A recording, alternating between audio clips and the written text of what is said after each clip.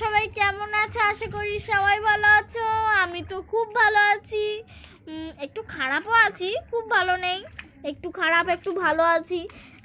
তোমরা তো সেটা নিজের চোখে দেখতে পাচ্ছ, এত কাদা এত কাদা। আমার তো কোনোদিনই কাদার ভিতরে হাঁটা পছন্দ হয় না, কিন্তু দরকার কামড়াবে না কিছু করার নেই, করতেই হয়।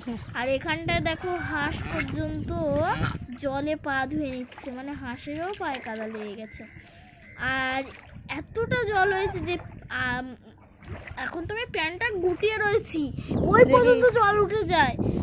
দেখো আজকে রোদ বেরিয়েছে বলে এই জলটা একটু কম আছে, নয় অনেকটা জল ছিল যখন আমরা শিয়ালদায় গেছিলাম। আমি আর মা একটা দরকার গেছিলাম শিয়ালদায়, তো আমি সচরাচর না ঘর থেকে বেরোতাম না। তোমরা যদি বলো যে তোমরা তো তাহলে এখানে থাকো, তাহলে তোমরা বেরো না কি করে, তোমার কাদা সহ্য হয় না কেন? আসলে একটা কথা শুনে নাও, আমি থাকতাম ঠিকই, কিন্তু আমি কোনোদিনও এরকম জল টল হলে বেরোতাম না ভয়তে, কারণ আমাদের এখানে বিরাট যুগের ভয়।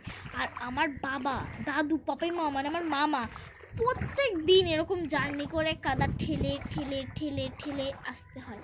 আর আমার পা একবারের দিকে খপাচ্ছে, একবার খাপাচ্ছে, একবার খাপাচ্ছে, একবার খাপাচ্ছে, শুধু পা গেঁথে যাচ্ছিল। বাবারে বাবা, এত কাদা জলের নিচে। তোমরা যদি কোনোদিনও আসো আমাদের বাড়ি, না মানে দিদুন বাড়ি, তাহলে বুঝতে পারবে। আর এখানটা আমার দিদা দেখো একটা অকাজ করে রেখে দিয়েছে।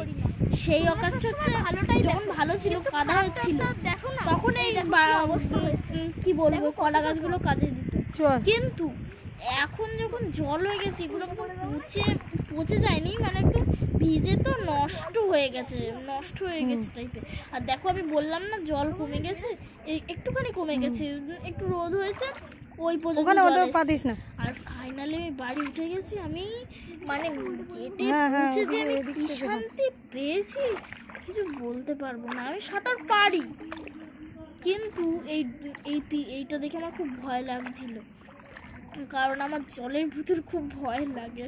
ওই জন্য আমি কোনোদিনই বেশি দূরে যেতে পারি না, একটুখানি ডুব মারি ওখান, আর একটুখানি সাঁতার কেটে উঠে যাই। আর এখানটা আমি ধপাস করে স্লিপ খেয়ে গেছি, স্লিপ আছে ওইখানটায় কাঠটা, ওই জন্যে। আর ইটগুলো ভাগ্যি স্লিপ খাইনি। আর এইখানটা আমি উঠে পড়লাম ঘরে, ফাইনালি ঘরে চলে এসেছি। এবার আমি পা ধোবো আর আরামসে ঘুমাবো। তো আজকে ভিডিওটা এই পর্যন্তই, টাটা।